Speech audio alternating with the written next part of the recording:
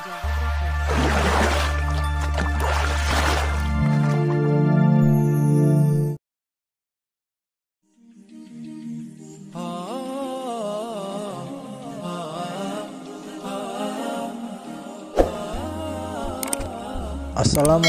warahmatullahi wabarakatuh. Selamat datang di Energi Islam.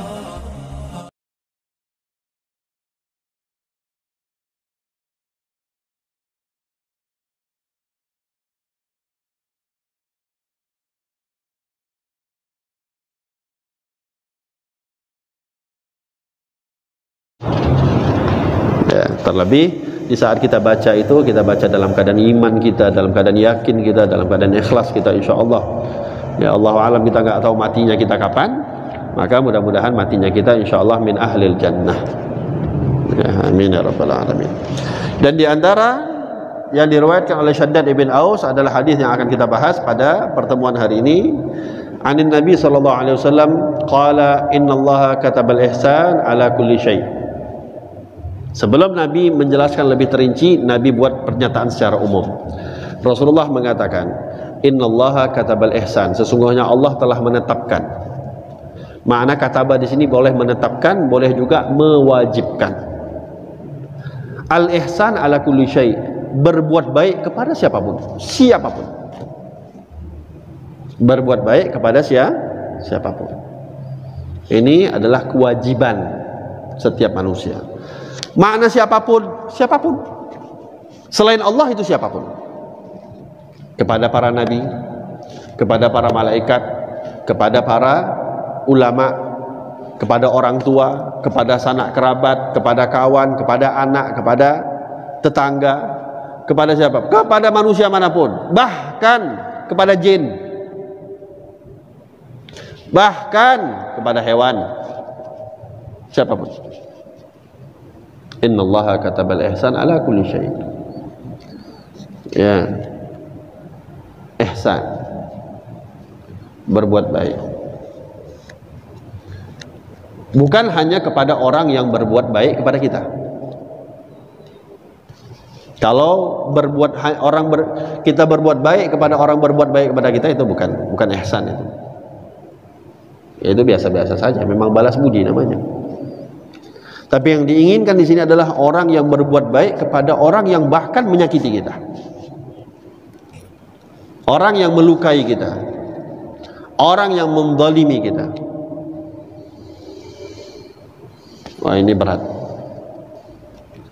Kita pun bicara aja mungkin bisa, saya pun mungkin bicara ngomong jago. Tapi ketika mungkin dalam hal-hal tertentu, Allahu a'lam. Tapi beginilah memang diajarkan oleh Nabi kita, Nabi Muhammad SAW. Adabani Rabbi fa ahsana ta'dibi. Nabi Muhammad itu diberikan pendidikan adab sebaik-baik pendidikan dari siapa? Dari Allah. Innallaha katabal ihsan ala kulli syai'. Allah mewajibkan untuk kita berbuat baik kepada siapapun. Yang dimaksud berbuat baik di sini bukan hanya bagi orang yang berbuat baik kepada kita. Kalau itu udahlah kewajiban di atas kewajiban. Hal jazaul ihsan alal ihsan, itu udah pasti. Hal jazaul ihsan illal ihsan, itu udah pasti. Kalau orang berbuat baik, mana pula kita pula ya kurang ajar kali lah orang berbuat baik kita buat balas jahat. Itu kurang ajar namanya. Orang buat baik kita balas baik, itu ya kewajiban di atas kewajiban. Tapi orang berbuat baik di saat dia diperlakukan buruk, ini luar biasa. Wah, ini akhlaknya Nabi Muhammad, ini akhlaknya Rasulullah. Cerita Taif, satu kampung menyakiti Rasulullah. Apa yang dibalas sama Nabi? Ada doa laknat dari Rasulullah? Tak tersebut doa sedikit pun doa laknat dari Nabi Muhammad. Doa keburukan tidak ada. Yang diajarkan sama Nabi doa yang baik, hidayah, petunjuk. Padahal bantuannya datang sudah dari malaikat ya, untuk menghancurkan penduduk kota Taif, tapi Nabi nggak mau. Ya Rabb. Jadi kita nggak usah lah pakai dalil-dalil menyakiti orang itu dengan dalil-dalil nyari-nyari dalil Ini pakai pembenaran nggak perlu. Nabi kita nggak ngajarin itu.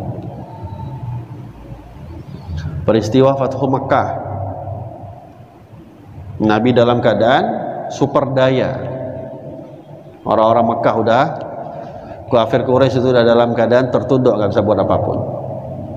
Ada satu rambut yang terluka, yang terpotong daripada orang-orang kafir Quraisy, satu darah pun tak tertumpah. Padahal berapa ratusan tetes darah yang sudah tertumpah di selama Nabi Muhammad berada di kota Makkah.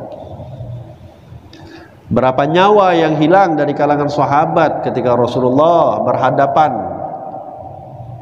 bersama orang-orang kafir Quraisy. Satu rambut pun nggak terpotong, satu kulit pun nggak ada yang terkupas, satu darah pun nggak ada yang tertumpah. Di saat Nabi SAW berada dalam keadaan kuat. Ini akhlak. Ini akhlak. Berat, ya berat. Namanya janjinya surga. Kalau ringan janjinya kulkas. Ya, kalau ringan janjinya kulkas. Karena berat janjinya surga dikasih sama Allah. Ya Rabb. Sering berapa kali kita cerita orang-orang yang ikut akhlak sama Nabi Muhammad SAW. Matinya itu ya Allah sampai sekarang namanya masih dikenang. Tapi cobalah kita tengok matinya orang pendendam, disebut namanya? Tidak. Walaupun mati muslim. Bukan kita bilang dia mati kafir, matinya mati muslim tapi punya sifat dendam, disebut pun enggak lagi namanya. Ya Rabb. Pelan-pelan. Ya, nggak bisa tiba-tiba kita menjadi orang yang kayak malaikat, nggak bisa. Pelan-pelan. Paling nggak dalam hati itu ada niat. Ada orang nyakitin kita, udah. Kalau nggak bisa buat baik, minimal seminimal mungkin jangan balas buruk. Itu aja dulu. Itu yang perlu kita pelajari dulu sekarang. Sebelum bisa kita tahap berbuat baik kepada orang yang mendolimi kita, belajar dulu tidak membalas keburukan kepada orang yang berbuat zalim kepada kita. Itu dulu. Kalau udah kita sampai tenang, tumakninah dengan akhlak itu, maka insya Allah kita akan naik lagi tingkat kepada tahap kita bisa berbuat baik kepada orang yang menyakiti kita. Tapi kalau orang maki kita 1, kita balas 5, itu belum sampai kita itu. Maki 1, balas 1 saja sudah nggak dapat pahala apapun, walaupun hak mungkin oke.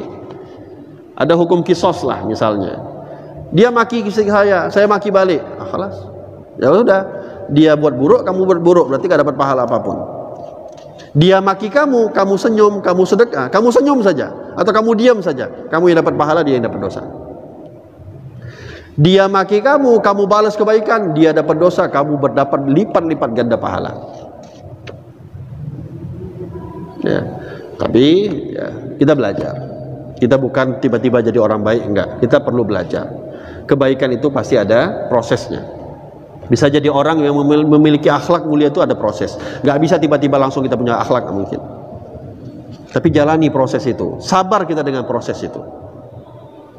Ya, yang pertama kali tadi saya tekankan, minimalnya orang buat zalim itu, orang buat buruk sama kita, orang buat jahat kita, jangan balas jahat. Udah itu aja udah. Itu aja dulu. Belajar kita sampai dapat tumakninah kita di situ. Sampai kita merasa tenang, ya, orang berbuat apapun, khalas. Anggapan kita, kedzalimannya orang pahala untuk kita. Kan udah dijelaskan sama Nabi. Sebenarnya nggak kita buat baik saja, itu udah keuntungan besar. Nggak kita balas kebaikan saja udah keuntungan besar. Kita diam di saat orang dolimin kita, di saat orang maki kita, di saat orang fitnah kita, di saat orang ribahin kita, gosipin kita, kita diam aja udah keuntungan besar untuk kita. Bukankah Nabi SAW pernah mengatakan, atadru manil muflis? Siapa orang yang paling rugi, yang bangkrut? Orang yang bangkrut itu adalah ya ketika dia syatama hadza, dia maki orang, dia ribahin orang, dia gosipin orang, dia fitnah orang, dia walhasil yang mana pahalanya itu nanti diambil untuk siapa? Untuk orang yang dia maki. Hakikatnya berarti ketika ada orang memaki kita, fitnah kita, hakikatnya kita sedang dapat transferan pahala. Kan enak. Udahlah kita ibadah susah, mau sholat lama-lama, qiyamul lail panjang-panjang malas, puasa panjang-panjang lama-lama malas, banyak-banyak malas. Alhamdulillah transferan pahala datang terus. Alhamdulillah. Ya. Makanya dikatakan nanti di akhirat itu ada satu orang, dia nggak sadar Allah kasih pahala begitu besar kepada dia. Dia heran, ya Allah nggak pernah aku dapat, nggak pernah aku buat ini. Kata Allah Subhanahu Wa Taala, itu karena perbuatan orang yang mendolimi engkau, pahalanya diberikan untuk engkau. Ada orang lagi yang dia banyak dosa, tiba-tiba dosanya hilang atau berkurang. Dia tanya lagi, ya Allah, mana dosa-dosaku yang pernah aku buat dulu? Sebanyak gunung itu mana? Kata Allah Subhanahu Wa Taala, pahalanya udah nggak tahu lagi yang mau ditransfer untuk kau udah habis, dosanya engkau yang diambil untuk dia. Kan nikmat hadir. Tapi itu nggak didapat kalau kita balas. Kalau balas sudah kelas, jangan dapat apapun, jangan harap apapun lagi. Itu didapat kalau kita minimal tidak balas, sudah cukup. Tapi kalau kita balas dengan kebaikan, ini mungkin orang-orang zaman sekarang itu kalau ada yang punya sifat itu bukan manusia lagi, itu malaikat itu. La ilaha illallah. Innallaha katabal ihsana ala kulli syai'. Kepada siapapun buat baik. Hatta ya, disebutkan di sini kepada, misalnya ya, kepada terlebih khusus diri sendiri terlebih dahulu. Apa berbuat baik kepada diri sendiri? Jangan maksiat. Hakikatnya kita berbuat maksiat, kita mendolimi diri kita sendiri. Dolimnya di dunia mungkin enggak, tapi dolim nanti di akhirat. Walaupun sebenarnya orang-orang berbuat maksiat itu pasti kena apa ya, efeknya di dunia dulu sebelum di akhirat. Nah, pasti ada efeknya di dunia sebelum di akhirat. Judi, duitnya habis. Narkoba, ya, jadi maling, otaknya gila, rusak akalnya. Zina, kena penyakit. Pasti ada kerugian di antara maksiat. Makan makanan yang haram, ya, rugi juga. Berat badan kita jadi untuk ibadah, itu kan rugi. Jadi jangan anggap rugi itu duit habis saja, enggak. Waktu kita habis untuk ibadah, enggak dipakai untuk ibadah pun rugi. Oleh sebab itu setiap maksiat itu pasti ada kerugiannya di dunia terlebih dahulu. Terlebih-lebih ruginya nanti di akhirat. Maka buat baik kepada siapa? Belajar buat baik untuk diri sendiri terlebih dahulu. Dengan apa? Tidak maksiat. Jangan zalimi diri sendiri.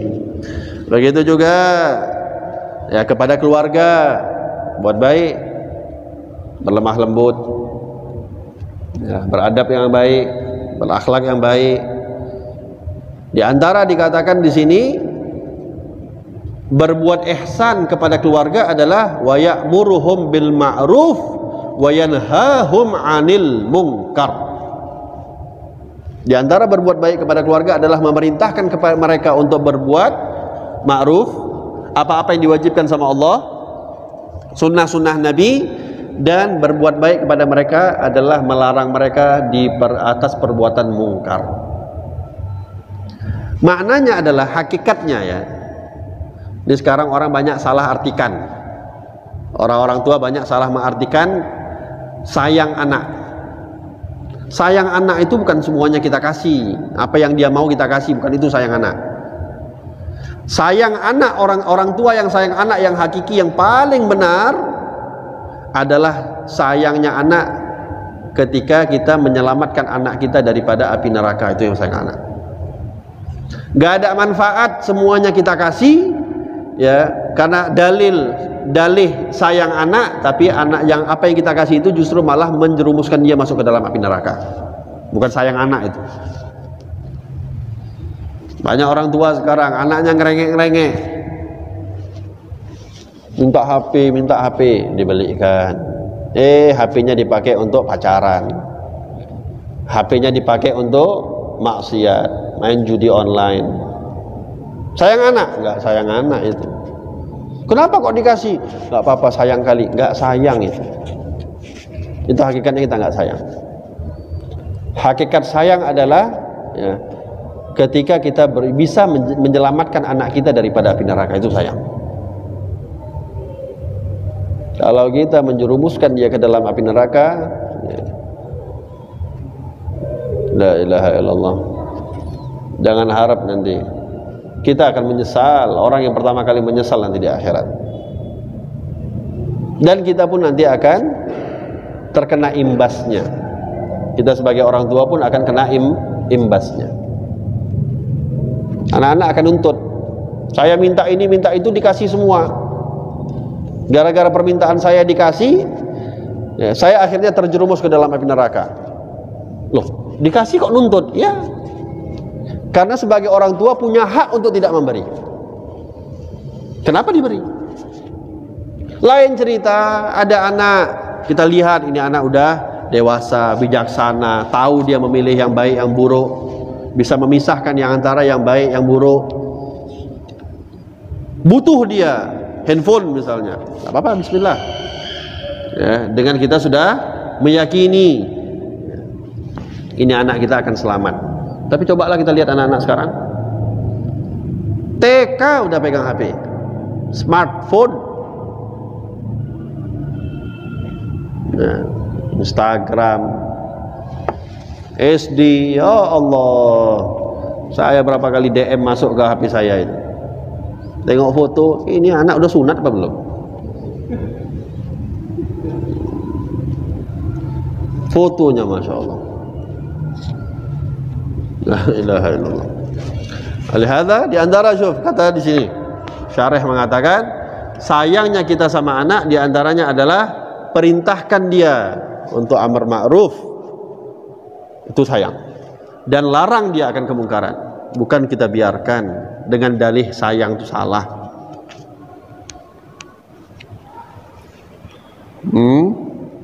Keluar tengah-tengah malam, perginya nggak tahu sama siapa, anak gadis pula, pergi kemana, keluar sama siapa, nggak apa-apa, saya sayang sama anak saya. Nanti kalau saya tegur dia ngambek, ini orang tua bagus nggak usah jadi orang tua ini. The youth, ya, penakut, sama istri negor takut. The youth kan dibuat khusus sama Nabi Muhammad. The youth nggak akan masuk surga. The youth, ya, takut istrinya nggak pakai jilbab, nggak nutup aurat, nggak ditegur. Kenapa? Nanti kalau ditegur nggak dapat jatah.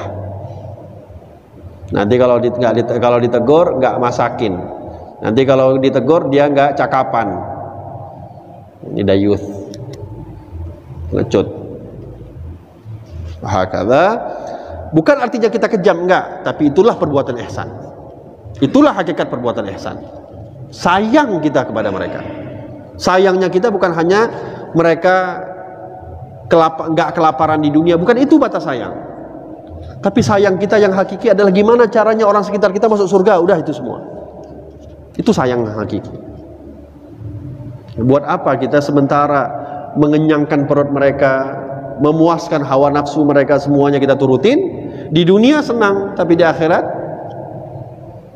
la ilaha illallah. Kata Nabi SAW, kafa bil mar'i ithman ayyudhi'a man ya'ul. Cukuplah dosa bagi seseorang tersebut adalah dia meninggalkan hak-hak orang-orang yang menjadi tanggung jawabnya, anak, istri, hakala. Dan begitu juga hadirin, kepada siapapun, ya, tidak kita buat ihsan kepada sekitar kita, tidak kita tipu mereka, kita tidak zalimi mereka. Kalau ada yang mereka buat salah, nasihati. Bahkan wa yatahammal adzahum, kalau mereka berbuat buruk kita sabar, itu buat ihsan juga. Wa yukrim mathwahum, ada yang berbuat baik kita hormati, ya, kita punya ilmu ajarkan, ya, Apapun yang bisa kita lakukan, kita lakukan. Ya. Kita doakan dapat hidayah, senantiasa dapat taufik, diampuni dosa-dosanya. Itu nikmat itu hadirin. Banyak-banyak kita biasakan diri kita itu mendoakan saudara kita secara sir. Ya, kita tengok mukanya siapa atau tengok orang di hadapan kita, ya Allah jadikan dia orang yang apa misalnya kaya raya. Ya Allah biarkan dia jadi orang yang dapat hidayah, jadikan dia ulama, jadikan ini. Tapi jangan kasih tahu siapa apa yang kita doakan. Jangan nanti apa doakan, ya udah jadi orang kaya misalnya, kau nggak tahu kan, kau jadi kaya tuh karena doa aku tiap hari, nggak ada manfaat juga. Ya khalas, nikmat dapat jumpa orang, ya Allah. Makanya ya beda ya pengajaran ulama-ulama kita. Marahnya mereka pun doa. Kalau kita kan marah sama orang, oh kau monyet, kambing, binatang semua keluar. Marahnya ulama-ulama kita ngajarin Allah yahdik. Marah dia, Allah yahdik. Itu kalau orang Arab ya, kalau kamu misalnya pergi ke Arab atau pergi ke Yaman misalnya, ada orang ngangkat suara Allah yahdik, jangan bangga, saya didoain yang baik. Ya memang doa baik, tapi itu hakikat dia lagi marah sama kamu. Tapi enak, marahnya pun doain. Mudah-mudahan dapat hidayah kau. Ini perlu kita belajar. Makanya kita nih, apalagi yang punya anak, ya, kalau lagi kesel sama anak, kukutuk kau jadi ulama. Kan enak. Kukutuk kau jadi orang ahli fikih misalnya. Jadi fakih kau. Kukutuk kau jadi hafil Quran. Ini kan jangan kutuk jadi batu. Gak manfaat juga, nyusahin, batunya mau dipindahin kemana nanti? Ya, dari semak aja di rumah. Ini marah, memanglah monyet kau. Ya, apalagi minta maaf, anjing kau, babi kau. Nanti dia jadi anjing, kamu yang sibuk. Ya. Akhlaknya jadi anjing, kita yang anak aku kok bebel kali. Memang maknya tiap bilang anjing-anjing terus. Kok keras kepala kali? Kau bilang dibabi-babiin terus. Kayak mana kayak nggak jadi kayak binatang? Tapi doain, kutuk. Ya. Kutuk kok jadi anak solehah Pak ya. Kukutuk kok jadi anak soleh. Kan enak. Ya, makanya kita tuh gitu. Guru-guru kita juga kalau lagi kesel, Allah yahdik. Memang suaranya suara kesel, Allah yahdik. Tapi kan paling enggak doa. Ya, marahnya pun hikmah. Ya, itu kepada siapapun ya, anak kita siapapun. Ya, biasain, Allah yahdik. Ya, biasakan itu, bagus, masya Allah. Itu diantara adat istiadat yang baik. Wahakadha hadirin, dan kepada siapapun, termasuk kepada binatang, ya, kepada jin tadi kita ceritakan, kepada jin. Apa diantaranya kepada jin? Niatkan, paling ya kita kan nggak bisa bermuamalah sama jin, nggak tahu kita cara muamalah sama jin. Kita kan bukan dukun, bukan pesulap merah juga. Maka ya diantara berbuat baik kepada jin misalnya apa? Ketika salam, assalamualaikum, niatkan salamnya kita kepada semua malaikat yang ada di kanan kita dan semua jin yang ada di kanan kita. Ucapin salam baik. Assalamualaikum. Ya, itu niatkan. Aku ngucapin salam untuk semua yang di kananku, mau malaikat jin siapapun. Assalamualaikum ke kiri juga demikian. Bahakala juga tidak buang air kecil di tempat-tempat jin bersemayam. Ya, di tempat-tempat gelap, di lubang-lubang. Ya, itu tidak kita jangan menyakiti mereka. Buat baik kepada siapa? Binatang. Ya, juga diperintahkan oleh Rasulullah sallallahu alaihi wasallam. Jangan sampai melihat ada binatang kelaparan, kita biarkan. Terlebih-lebih yang punya peliharaan, hati-hati. Ya, yang udah mengambil keputusan melihara binatang di rumah, hati-hati. Jangan dibiarkan. Udahlah kita kurung dia nggak bisa cari makan sendiri, awak nggak kasih makan. Bayangkan anak kita kurung di rumah nggak kita kasih makan, gimana sakitnya itu? Dia sama punya perut kayak kita, punya hati kayak kita. Ya, jadi jangan dibiarkan dalam keadaan lapar, dalam keadaan haus. Jangan dipukul. Ya, bighairi mujib, kecuali memang yang memang harus dipukul dia bekerja, kayak kuda. Aduh, naik nggak jalan-jalan. Kenapa nggak dipukul? Nggak boleh memukul binatang. Nah, ada cara mukul-mukulnya itu supaya dia jalan, itu lain cerita. Tapi menyakiti, memukul dengan niat menyakiti itu jangan. Wala yukallifuhu minal amal ma la yutikun. Kalau kita gunakan ke hewan-hewan tertentu untuk membantu pekerjaan kita, jangan sampai ya kelewat batas. Kayak orang Arab itu sampai sekarang kayak di Yaman itu biasanya ngangkat barang pakai keledai atau sebagian pakai onta. Jangan sampai barangnya, ontanya misalnya berapa? 100 kilo, barangnya 500 kilo yang diletakkan. Itu kurang ajar namanya. Wala yastamiru rakiban 'alal dabbah wa hiya waqifah ila lihajah. Ya, kalau misalnya dijadikan binatang-binatang itu untuk kendaraan dia, kasih waktu dia istirahat, jangan dipaksain.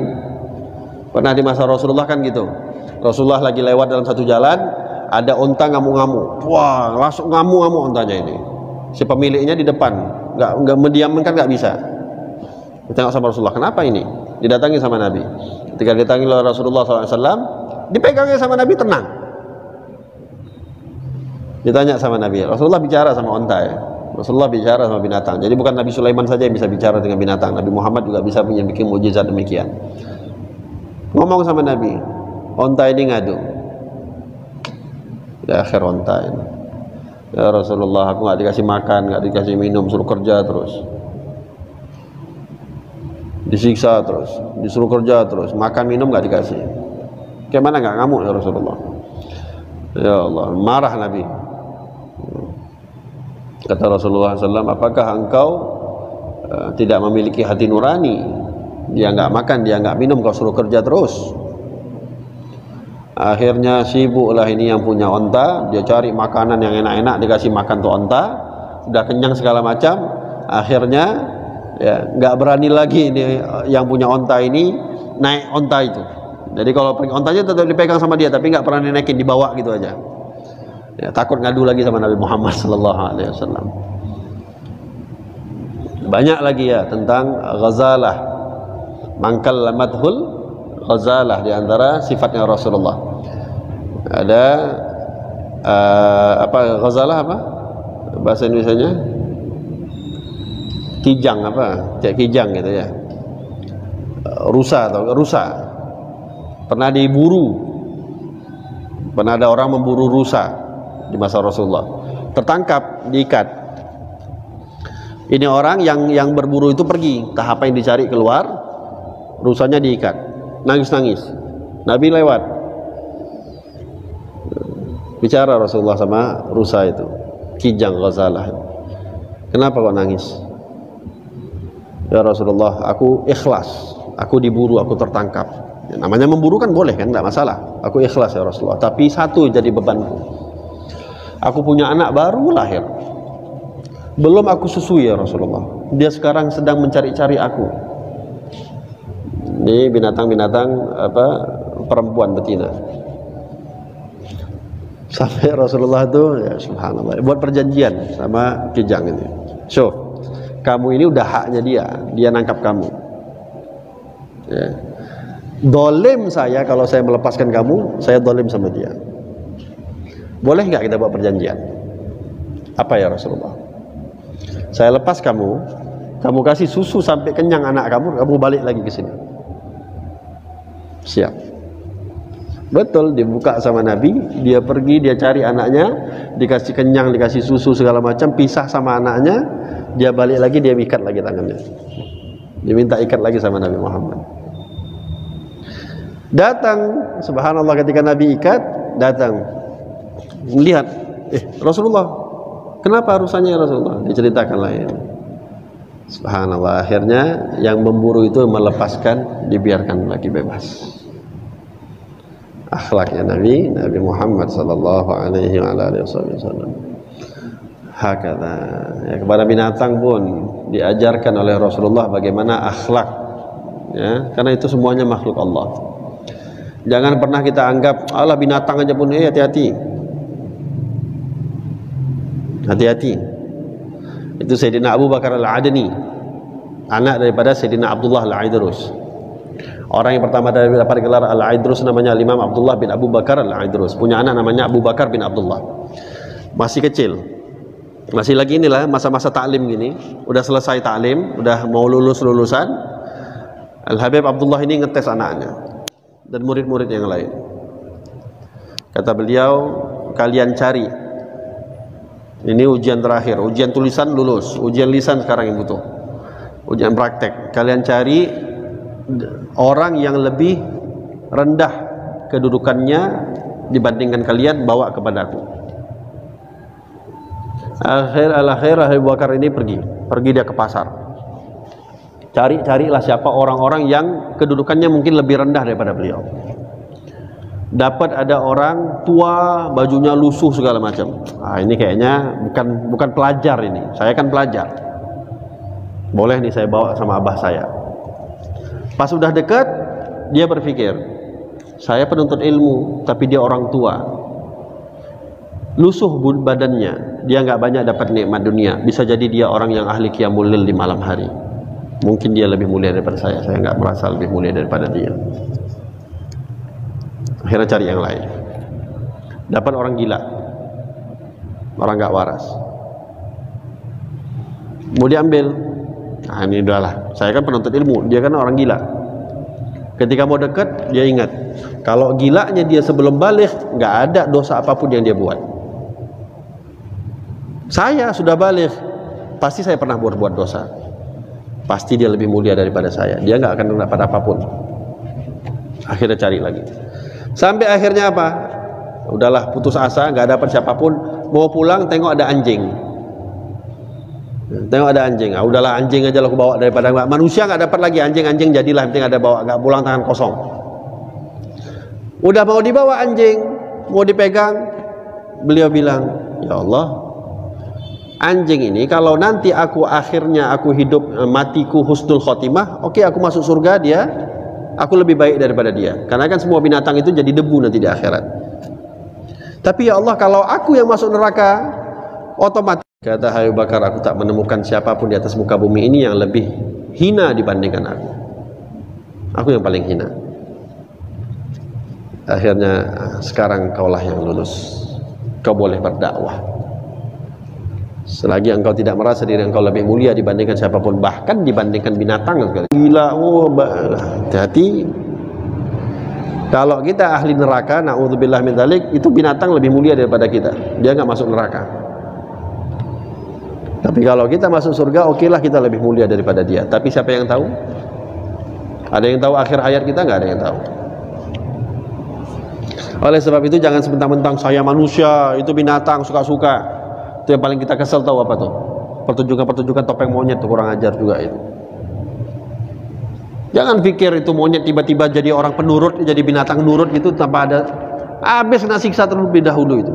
Bulan-bulan disiksa. Ya. Coba apapun ya kita pikir ya. Ini sama-sama makhluk Allah, sama-sama dikasih hati sama Allah, dikasih nurani sama Allah. Jangan hanya pikir binatang. Coba posisi monyet itu anak kita sendiri. Anak kita ditangkap sama orang, ya, yang awalnya mungkin nggak nurut, disiksa mati-matian supaya anak kita nurut. Udah gitu dipertunjukkan sama orang-orang. Gimana perasaan? Jangan pikir hanya sekedar binatang. Jangan pernah dulu ada satu namanya Abi Sulaiman Ad-Darani. Abi Sulaiman Ad-Darani.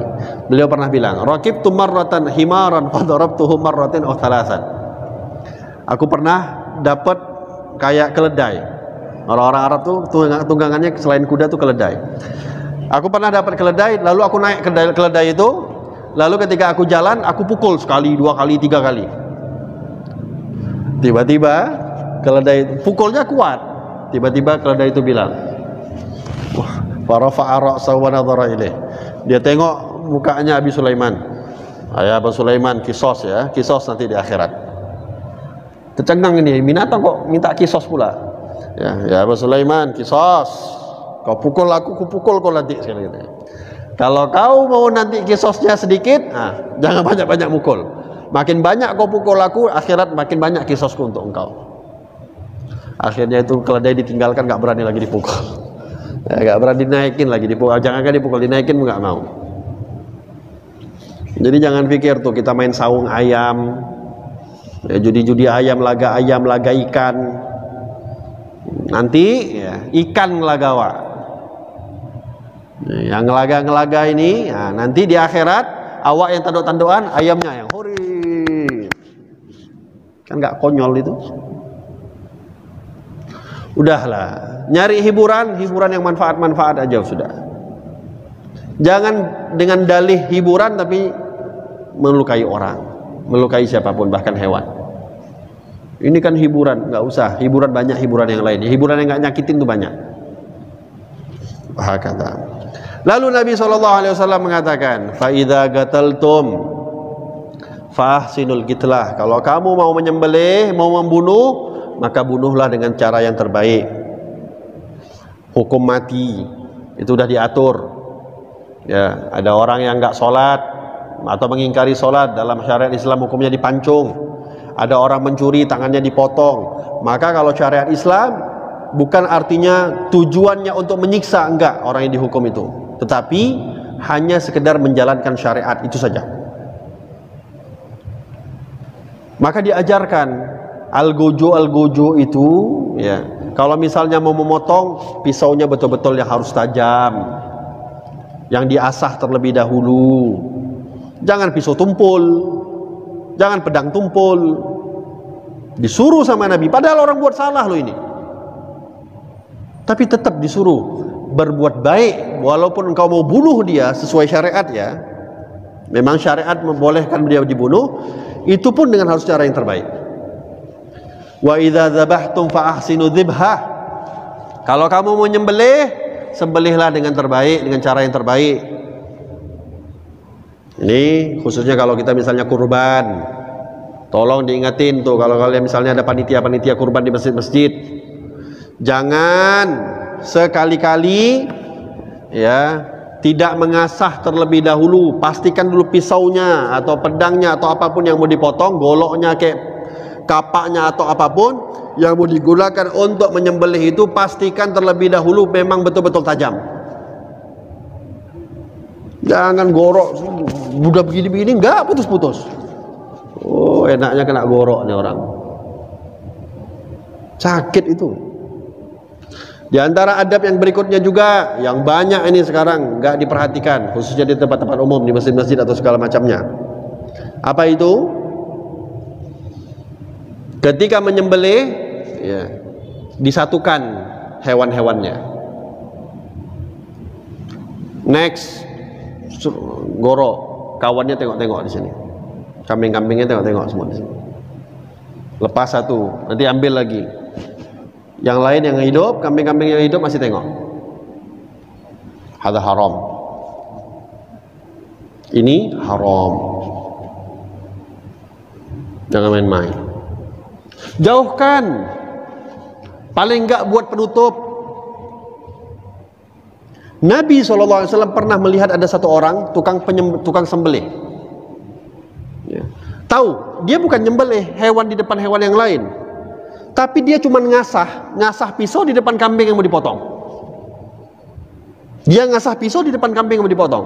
Apa kata Nabi? Kau mau bunuh dia 2 kali? Mau kau bunuh dia 2 kali?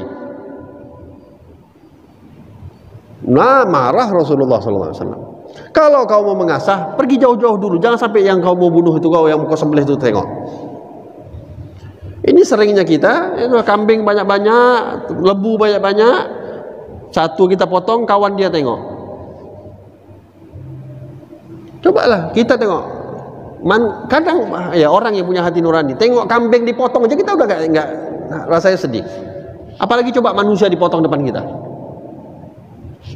Yang bisa jadi mungkin sapi yang dipotong sama sapi yang masih hidup ini sepupuan atau keponaan. Siapa yang tahu? Pakai punya perasaan lah. Suruh sama Nabi, wa idza dzabhtum fa ahsinu dzibha. Ya, belajar adab-adab. Jangan sampai kita mau ibadah kurban yang sunnah, yang kita buat semua yang haram. Apa faedah? Wal yuhidda ahadukum syafratahu wal yurih dzabihatahu. Ya, kalau kata Nabi SAW, ya, betul-betul kalau mau menyembelih itu, pisaunya itu betul-betul ditajamkan terlebih dahulu. Jangan pisau tumpul.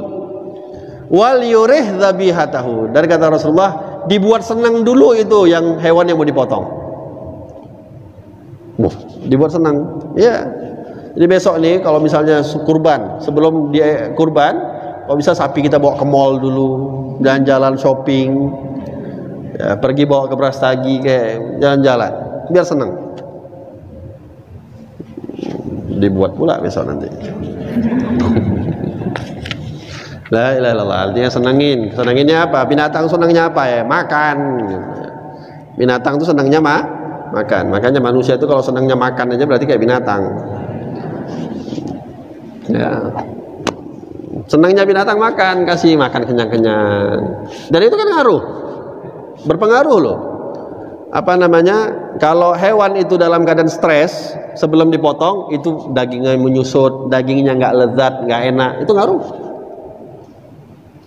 Ya, maka disuruh senengin dulu sama Nabi Sallallahu Alaihi Wasallam.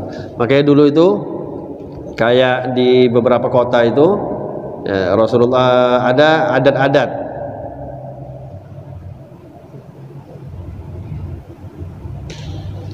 Ada adat-adat kambing itu dihias, ya, dibawa jalan-jalan sebelum dikurban. Ya, boleh pikir juga nggak apa-apa. Saya pikir bawa ke mall aja, bawa shopping kayak belanja di supermarket. Wallahu a'lam bissawab. Mudah-mudahan insyaallah diberkahi oleh Allah Subhanahu wa taala, dan mudah-mudahan insyaallah kita semua diberikan akhlak oleh Allah Subhanahu wa taala menjadi orang-orang yang ihsan, orang-orang yang memiliki sifat ihsan, menjadi orang-orang yang muhsin. Amin ya rabbal alamin. Ala hadini akhir jami'ah syamil hadatina wal akhirah ila hadratin Nabi Muhammad sallallahu alaihi wasallam. Fatihah.